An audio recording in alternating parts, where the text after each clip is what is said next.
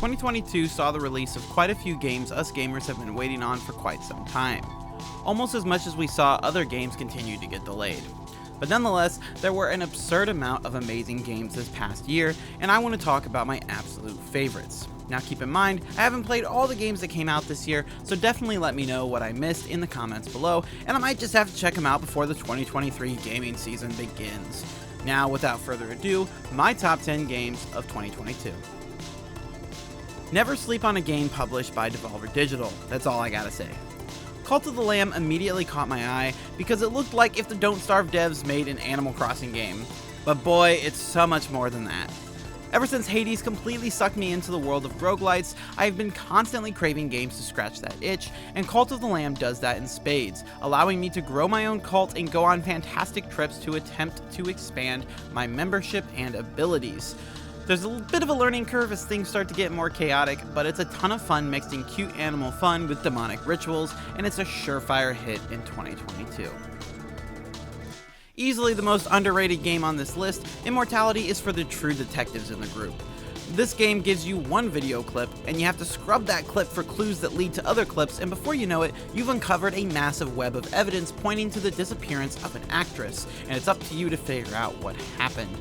The way in which the story unfolds is completely up to you and what leads you choose to explore, and it's a narrative style completely unique to this game. The more you play, the more you find yourself engrossed in the mystery, desperate to find that one clue to bust the case wide open. And when that twist comes, oh yeah, there most certainly is a twist. Well, it's a whole nother thing entirely. Trust me when I say that Immortality is well worth your time. Of all the games on this list, As Dusk Falls is probably the one I would champion the most just due to the complete lack of a player base this game has. I'm not talking about multiplayer, I just need way more people to talk about this game with. As Dusk Falls is a narrative adventure done right in all the best ways. Your choices legitimately matter, and the story takes twists and turns in ways you never see coming. It's Breaking Bad involving families intertwining secrets in a small town, and the performances rival that of recent Golden Globes winners. While there may be better games to get to on this list, As Dusk Falls only requires a Game Pass subscription to try out, and you'd be a fool not to. Since Nintendo is notoriously bad at playing with others, they needed an FPS IP to play with. Thank God for Splatoon. While I will constantly groan at Nintendo's abysmal online services, there's no denying that Splatoon 3 is the best the series has been. There's more content than there ever has been, the gameplay is fluid and responsive, and the weapons are fantastic to use. While I do think the game could be even better if Nintendo had more ambition, what's here is absolutely great. We might be getting Call of Duty on Switch in the future, but who needs it when you've got fighting squids instead? I don't understand how Obsidian can make so many games and all of them turn out to be bangers. The studio is just an award-winning machine, and I praise them as much as possible for it. Grounded is straight up one of the best survival games ever made. The amount of intuitive design details scattered throughout, the variety, the quality of life improvements made since early access in 2020, and those that are still being made even after launch, it's a testament to the development team's commitment to quality, and it's wonderful to witness all put together. I put plenty of hours into Grounded in 2022, and I look forward to many more in 2023. I gotta talk about the game that took the world by storm, Vampire Survivors. It's every bit as good as everyone says it is, and come on guys, it's dirt cheap. Every single person I've introduced to this game has been hooked, and for good reason. It's a tight-ass roguelite with some of the most addictive gameplay I've seen in quite some time.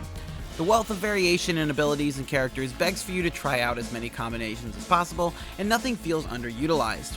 I will say though, garlic will always be number one in my heart, love you boo. If you haven't played Vampire Survivors yet, what the hell are you doing? Go play it right now. From here on out, the list gets much more difficult to pin down. Pentiment is one of 4 complete masterpieces from 2022, and I love it to death. I made a video talking all about why you should play Pentiment, but TLDR, it's a wonderful love letter to medieval Europe, a fantastic whodunit adventure game, and yet another wonderful accomplishment from the people over at Obsidian. It's the first time I've ever had a developer show up twice on a best of the year list, and I wouldn't change it for the world. Please, for the love of God, play Pentiment. If you know what Dwarf Fortress is, congratulations, you are that gamer. For those that don't, Dwarf Fortress is a game that pioneered the modern management sim genre, including being a direct inspiration for Minecraft. Why is it appearing on a 2022 best of list then? Well, this last year, the game that for 20 years ran as a text-based freeware finally got a full Steam release with a complete overhaul, making it a much more succinct and complete experience. What makes Dwarf Fortress so special is that it is essentially Dungeons & Dragons meets Minecraft, funny enough.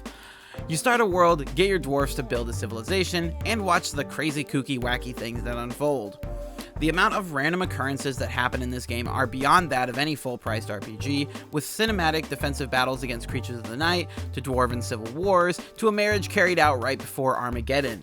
There's no limit to the creativity in Dwarf Fortress, both from the player and from the wealth of prompts given by the game itself. It's a masterclass of coding prowess and a game that will continue being played for decades to come, as it should be. Yeah, Elden Ring is the best From Software game ever made, for a wide variety of reasons. Their tried and true Soulsborne formula is at its best here, featuring fantastic combat, a wide variety of environments and enemies, and a superb attention to detail. But what makes Elden Ring stand out is its accessibility. For years, people have debated the necessity for difficulty options on Soulsborne games, and there's a lot of controversy surrounding it. But these ingenious bastards at From Software found a workaround: make the game fully open world.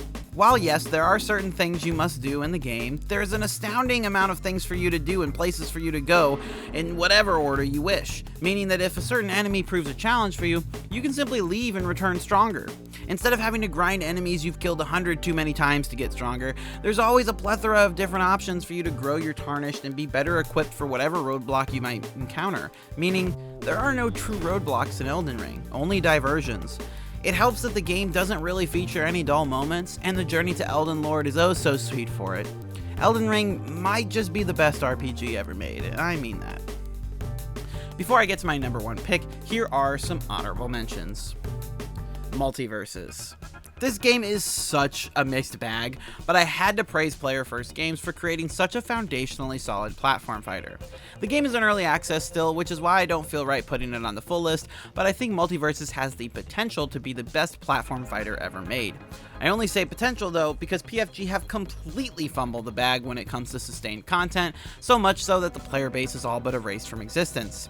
There's still plenty of room for them to come back from this, and I hope they do, because man, this was fun when people would actually play it. Overwatch 2. Another early access game, Overwatch 2 is by no means perfect, especially looking at their monetary structure, but damn it if this game isn't fun. It's concerning to see its player base struggling as well, but I hope they can come out on top in 2023, because Overwatch will always be my number one FPS, and I don't think any game could ever change that. Undaunted Stalingrad. This is actually a board game, which is why I've been clear not to add the term video in front of any games for this list, but honestly, the only reason Undaunted Stalingrad didn't make the main list is because, since it requires 2 players and just came out last month, my buddy and I haven't been able to beat it yet. Shout out to Matt, love you buddy. But Stalingrad is an absolutely fantastic war game for you and a friend to enjoy, where decisions you make in battle affect yours and your opponent's troops, as well as the battlefield for the rest of the campaign. It's really sick and an easy recommendation for my board game geeks out there. What can I say about God of War Ragnarok that I haven't already said a billion times already? It's always scary when a developer follows up one of your favorite games, because how can they do it justice? How can you improve on a masterpiece? Well shit, ask Eric Williams, because that man just did it. Huge shout out to Christopher Judge for the best performance of the year as Kratos. Just absolutely gave this role everything he had, and he deserves all of the recognition for it. But the wealth of content here is absolutely breathtaking. It took me over 40 hours to platinum this non-open world action adventure game, a feat very few games can attest to, and none of it felt like fluff. Every bit of game here feels worthy of its place, and I never felt like I was slogging through anything. The stellar cast lifted the game up on their shoulders, and the fantastic combat did the rest of the heavy work. Not to mention a phenomenal story that felt like a fitting end to this Norse saga. God of War Ragnarok is not only the best game of 2022, but one of the best games of all time. Period. Let me know what you think down in the comments below. Did I miss out on any games? Are you furious that Elden Ring isn't my number one? I don't really care, but feel free to talk about it in the comments below. Like if you like this video, subscribe if you want to see more, and I'll see you guys next time for whatever it is I'm doing. Alright, see ya.